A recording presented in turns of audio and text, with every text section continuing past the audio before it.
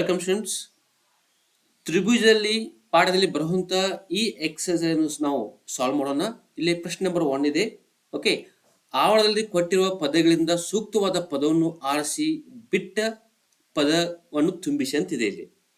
Okay, ನಾವು ಮೊದಲೇ ಕೊಡಲಾಗಿದೆ ಎಲ್ಲಾ ವೃತ್ತಗಳು ಡ್ಯಾಶ್ ಡ್ಯಾಶ್ ಡ್ಯಾಶ್ ನಲ್ಲಿ ಕೊಡಲಾಗಿದೆ. ಸರ್ವಸಮ ಅಥವಾ ಸಮರೂಪ ಅಂತ ಕೊಡಲಾಗಿದೆ. ಓಕೆ, ಎಲ್ಲಾ ವೃತ್ತಗಳಂದ್ರೆ ನಾವು ಈ ರೀತಿಯಾಗಿ ನಾವು ಡ್ರಾ ಮಾಡಬಹುದು. ಇದೊಂದು ವೃತ್ತವಾಗುತ್ತದೆ, ಇದು ಕೂಡ ಒಂದು ವೃತ್ತವಾಗುತ್ತದೆ, ಇದು ಕೂಡ ವೃತ್ತವಾಗುತ್ತದೆ, ಇದು ಕೂಡ ವೃತ್ತವಾಗುತ್ತದೆ. ಓಕೆ, ಅದು ಸ್ವಲ್ಪ ರಫ್ ಡಯಾಗ್ರಾಮ್ ಇದೆ.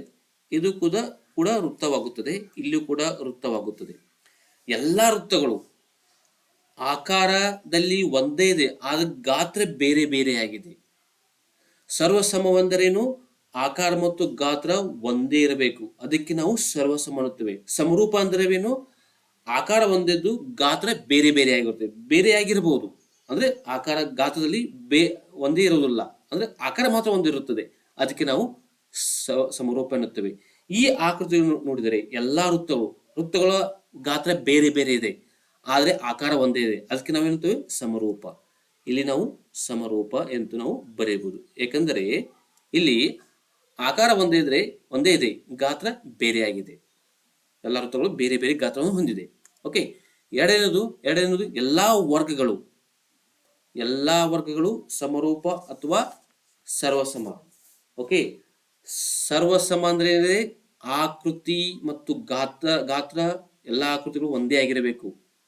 ಆಕಾರ ಮತ್ತು ಗಾತ್ರದಲ್ಲಿ ಒಂದೇ ಇದ್ದರೆ ಅದಕ್ಕೆ ಸರ್ವಸಮ ಅನ್ನುತ್ತೇವೆ. ಸಮರೂಪ ಅಂದ್ರೆ ಆಕಾರ ಒಂದೇ ರೀತಿ ಇದ್ದು ಗಾತ್ರ ಬೇರೆ ಆಗಿರುತ್ತದೆ.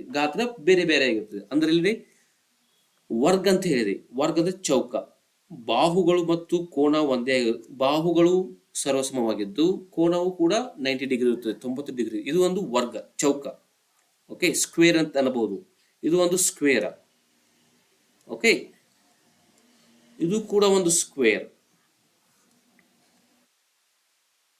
ಇಲ್ಲಿ 90 ಡಿಗ್ರಿ ಇದೆ, 90 ಡಿಗ್ರಿ ಅಂತ ಹೇಳ್ಬೋದು ನಾವು ಇಲ್ಲಿ. ಇದು 90 ಡಿಗ್ರಿ. ಓಕೆ, ಇದು ಬಾಹು ಅಂದಾಜ 5 ಸೆಂಟಿಮೀಟರ್ ತೆಗೆದುಕೊಂಡ್ರೆ ಇದು ಕೂಡ 5 ಸೆಂಟಿಮೀಟರ್ ಆಗಿರಬೇಕು. ಇದು ಕೂಡ 5 ಸೆಂಟಿಮೀಟರ್, ಇದು ಕೂಡ 5 ಸೆಂಟಿಮೀಟರ್.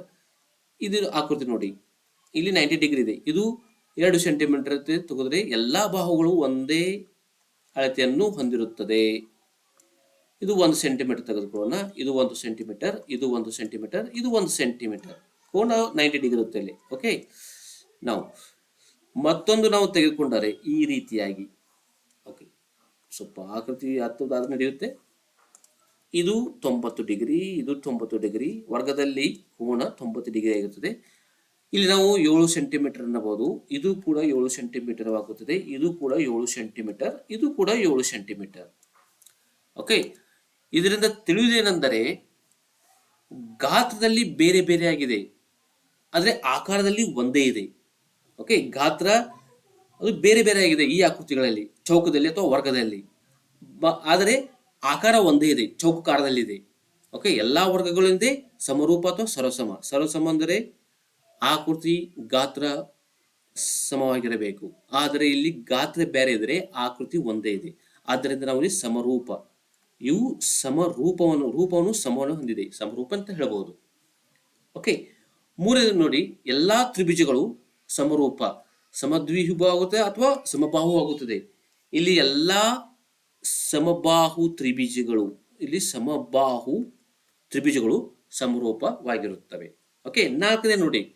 ಓಕೆ, ಬಾಹುಗಳ ಸಂಖ್ಯೆ ಒಂದೇ ಇರುವ 2 ಬಹುಭುಜಾಕೃತಿಗಳು ಸಮರೂಪವಾಗಬೇಕಾದರೆ, ಅಂದರೆ ಇಲ್ಲಿ 4 ಚತುರ್ಭುಜ ತಗೋಬಹುದು, 4 ಭುಜಗಳನ್ನು ತೆಗೆದುಕೊಳ್ಳಬಹುದು, ಅದರ ಅನುರೂಪ ಕೋನ ಸಮವಾಗಿರಬೇಕು. ಒಂದೇ ಕೋನ ಅಂದ್ರೆ ಒಂದು ಕೋನ ಸಮವಾಗಿರಬೇಕು. ಮತ್ತು ಎರಡನೇ ಪಾಯಿಂಟ್ ಏನಿದೆ, ಅದರ ಅನುರೂಪ ಬಾಹುಗಳು ಸಮಾನುಪಾತದಲ್ಲಿರಬೇಕು. ಅನುಪಾತ, ಇಲ್ಲಿ ಸಮಾನುಪಾತ.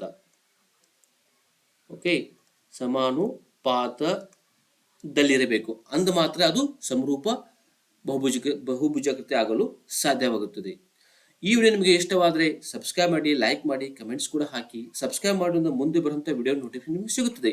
ನಿಮಗೆ ಬೇರೆ ತರ ಮ್ಯಾಥಮೆಟಿಕ್ಸ್ ವಿಡಿಯೋ ಬೇಕಾದ್ರೆ ನನ್ನ ವಿಡಿಯೋ ಪ್ಲೇಲಿಸ್ಟ್ ನಲ್ಲಿ ಹೋಗಿ, ನನ್ನ ಯೂಟ್ಯೂಬ್ ಪ್ಲೇಲಿಸ್ಟ್ ನಲ್ಲಿ ಹೋಗಿ, ಕೆಲವು ಆಯಾಪಟದಲ್ಲಿ ಲಿಂಕ್ಸ್ ಇವೆ, ಕೆಲವು ಈ ವಿಡಿಯೋ ಡಿಸ್ಕ್ರಿಪ್ಷನ್ನಲ್ಲಿ ಕೆಲವು ಲಿಂಕ್ಸ್ ಇವೆ. Thanks for watching.